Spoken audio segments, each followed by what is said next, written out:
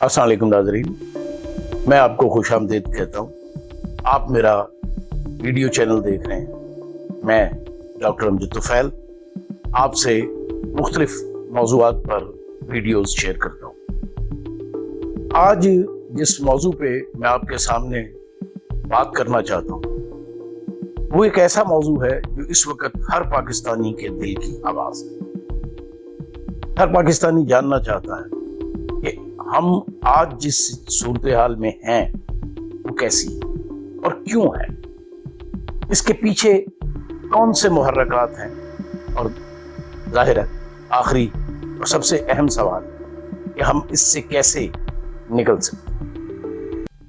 देखिए, किसी भी मसले को अगर समझना हो तो आपको उसकी जड़ों तक पहुंचना होगा, और अगर हम पाकिस्तान के मौजूदा बहरान को समझना चाहते हैं तो हमें इस मसले की जड़ों में जाना होगा। ज्यादा तफसील से नहीं, बहुत मुख्तसर अंदाज में आप ये देखिए कि पाकिस्तान का क़याम बर्रे सगीर पाको हिंद में एक सियासी मुजज़ा था।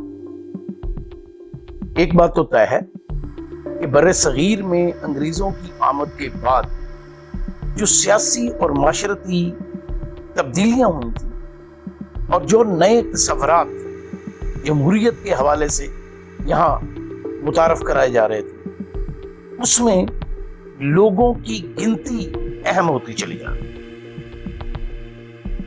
20वीं सदी की तारीख पर अगर हम निगाह डालें जो इस खत्ते में हुई तो हमें नजर आता है कि बर्रे सगीर में आबाद दो बड़ी कौमें अपने अपने तौर पर इस बात की तशरीह कर रही थी कि ये खित्ता कैसा होना चाहिए, हिंदू और मुसलमान, और जाहिर है इनके साथ दूसरी अकलियतें भी थी। सिख थे, क्रिश्चियन थे, बुद्धिस्ट थे, जैन मत के मानने वाले थे, दलित थे। ये सब लोग अपने हक की हिफाजत चाहते। अंग्रेजों ने 19वीं सदी की 9वीं दिहाई में यहाँ के लोगों को पॉलिटिकल प्रोसेस में शामिल करने के लिए इंडियन नेशनल कांग्रेस के नाम से एक प्लेटफॉर्म मुतारफ कराया, जिसके कायम करने वाले दो अंग्रेज थे और उसमें यहाँ के बम्बे के लोकल लोगों की अयानत में खास। रफ्ता रफ्ता कांग्रेस जो है उसने एक सियासी जमात की शक्ल इख्तियार की, खास तौर पर पहली जंगे अजीम के दौरान। और उससे पहले अगर हम देखें तो अंग्रेजों ने बर्रे सगीर को इंतजामी बुनियादों पर मुख्तलिफ खानों में तकसीम कर रखा। इसमें पंजाब और बंगाल दो बहुत बड़े सूबे थे, दूसरे भी बड़े थे लेकिन इनका रकबा ज्यादा। तो अंग्रेजों ने पहले पंजाब को दो हिस्सों में तकसीम किया। इसे पंजाब और शुमाल मगरबी सरहदी सूबे का नाम दिया, NWFP, जिसे आज हम खैबर पख्तूनख्वा के नाम से जानते हैं। हम देखते हैं कि इस पर कांग्रेस की तरफ से कोई बड़ा रद्द-ए-अमल नहीं आया, लेकिन जब यही काम बंगाल के साथ किया गया, उसे दो हिस्सों में तकसीम किया गया, तो कांग्रेस की तरफ से एक बड़ा शदीद रद्द-ए-अमल आया। वजह उसकी ये थी कि बंगाल की तकसीम से जो मशरकी बंगाल के मुसलमान थे उनको फायदा होगा, और हिंदू कांग्रेस से वबस्ता अफराद जो उसको फंड भी करते थे, हिंदू ताजर, बनिए और दूसरी बरादरियां, उनके मुफादात में जद पड़ती। अब अगर कांग्रेस तमाम बर्रे सगीर के लोगों की नुमाइंदा जमात थी तो उसे सूबों की तकसीम पर यकसा रवैया इख्तियार करना चाहिए था, जो उसने नहीं किया। बंगाल की तकसीम कैंसिल कर दी गई और यहीं से मुसलमानों ने ढाका में मुस्लिम एजुकेशन कॉन्फ्रेंस को, जो तब तक एक तालीमी अदारा था, मुस्लिम लीग के नाम से एक सियासी प्लेटफॉर्म में तब्दील की। अब ये सारी जद्दोजहद बर्रे सगीर के अंदर मुसलमानों के हक की जद्दोजहद थी।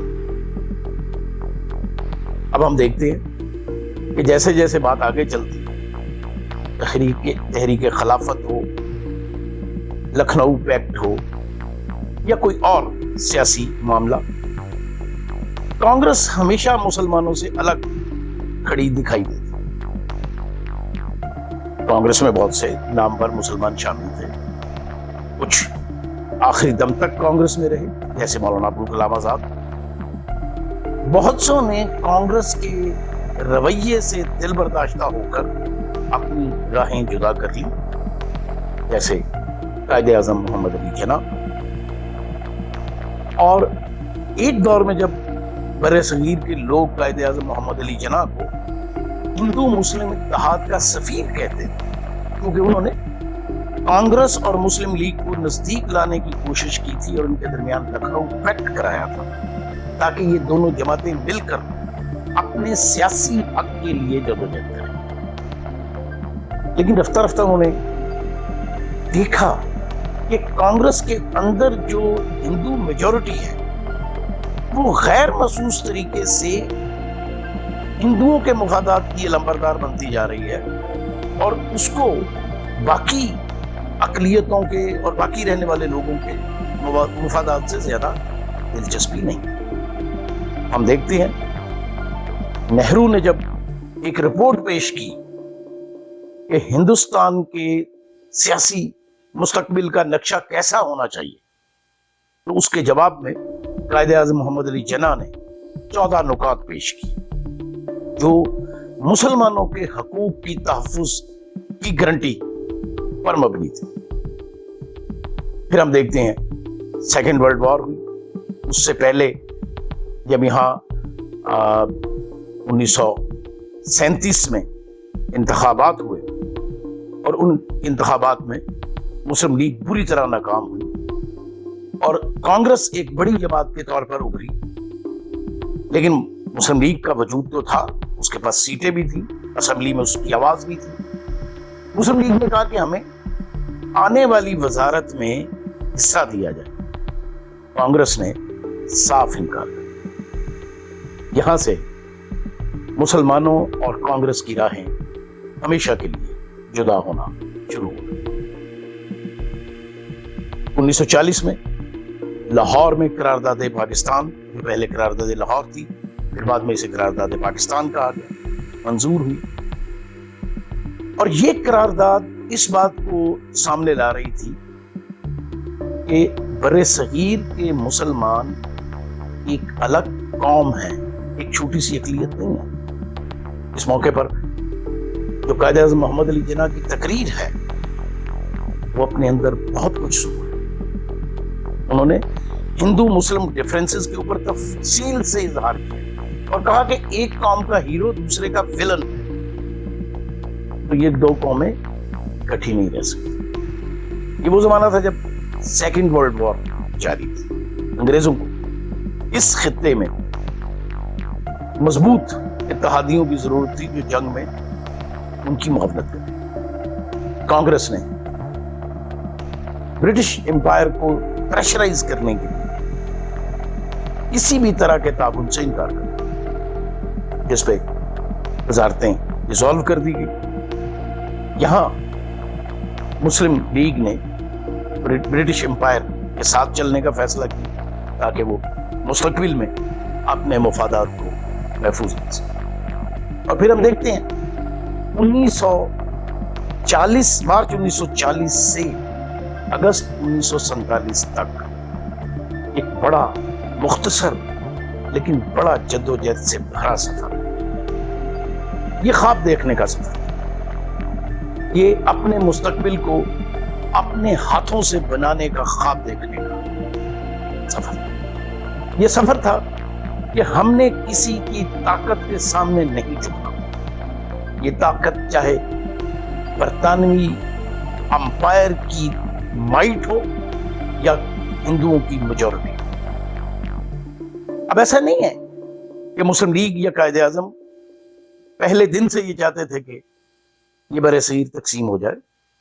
انہوں نے آخری وقت تک کوشش کی کہ اس بر صغیر کے اندر کوئی ایسا نقشہ جم جائے جس میں مسلمان جو ہیں وہ اپنے مفادات کا تحفظ کر سکے. لیکن کانگریس نے ہر اس سٹیپ کی مخالفت کی جس سے یہ ممکن تھا. دیکھیے ایک بہت بڑا سیاسی سوال تھا کہ انگریزوں کے جانے کے بعد جو مرکز ہوگا اور جو پروونسز ہوں گے ان کے درمیان ریلیشن شپ کی نوعیت کیا ہوگی. اگر پارلیمانی نظام ہے تو کیا مرکز مضبوط ہوگا اور صوبے کمزور ہوں گے، یا صوبے مضبوط ہوں گے اور مرکز کمزور ہوگا؟ برطانیہ نے جو یہاں چھوٹا موٹا جمہوری عمل شروع کیا تھا اس میں انہوں نے مرکز کو انتہائی کمزور رکھا تھا اور صوبوں کو بہت زیادہ اختیارات دیے. اور اس کی وجہ بالکل سیدھی تھی کہ مختلف صوبوں میں مختلف لوگوں کی جماعتوں کی حکومتیں بنیں گی اور مرکز میں ایک مجبور سی گورنمنٹ رہے گی جو برطانوی امپائر کے تابع رہے. اس لیے ہم دیکھتے ہیں کہ پنجاب، سندھ اور خیبر پختونخوا، بنگال، ان صوبوں میں خاص طور پر جہاں مسلم اور غیر مسلم کے درمیان آبادی کا تناسب کو بہت بڑے فرق کے ساتھ نہیں تھا، تو نیشنلسٹ پارٹیاں جیتتی تھیں. وہ پارٹیاں جیسے پنجاب میں یونیسسٹ جیتتی جو مرکز میں انگریزوں کے وفادار تھی اور کسی آزادی یا رائٹ کی ان کی بات نہیں. وہ کہتے تھے ٹھیک ہے ہمیں حکومت مل گئی، فائن. بالآخر اگست میں اور 46 کے آخر میں کہہ لیں جو الیکشن ہوئے اور ان کے جو رزلٹس ہیں انہوں نے بتا دیا کہ بر صغیر پاک و ہند کے مسلمان واضح طور پر ایک بڑے خواب کی تعبیر کے لیے اکٹھے ہو گئے. وہ اپنی انڈیپینڈنس کے علاوہ کسی بات پر سودے بازی کرنے کو تیار نہیں.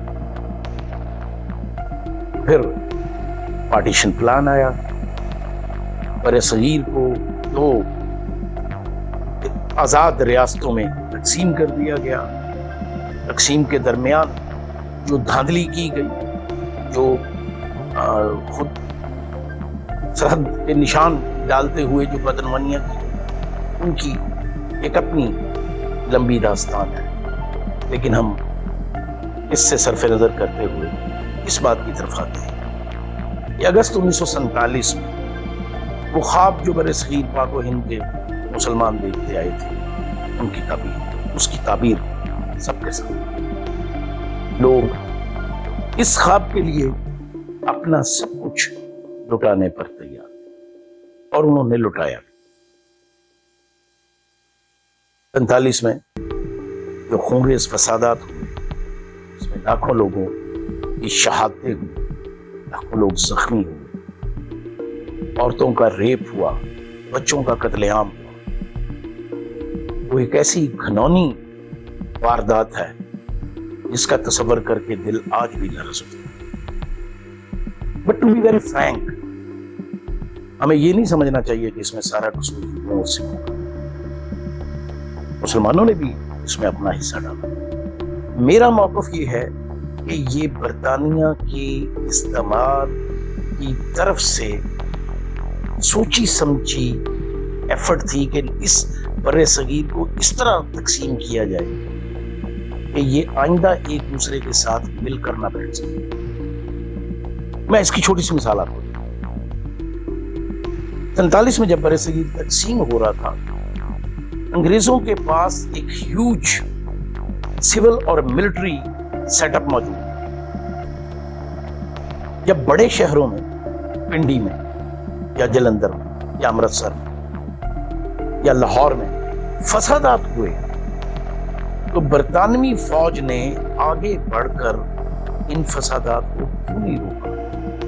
ان فسادات کو روکنے میں اپنا کردار کیوں ادا نہیں کیا؟ یہ وہی فوج ہے جو 1919 میں جلیانوالہ باغ میں پشاور کے قصہ خانی بازار، گوجرانوالا اور پورے بر صغیر میں انگریز امپائر کی حفاظت کے لیے کروڑوں لوگوں کو شہید اور زخمی کر چکا۔ اس وقت یہ فوج آرام سے بیرکوں میں آرام کر رہی تھی، اس کے کہنے یا ان فسادات کے دوران امن و امان کا قیام کس کی ذمہ داری تھی؟ ظاہر ہے برطانوی امپائر یہ ذمہ داری پوری کرنے میں پوری طرح ناکام تھی، جس نے یہاں کشتوں ان کی وہ ہولی دیکھی جو اس سے پہلے شاید بر صغیر نے اور دنیا نے نہ دیکھی۔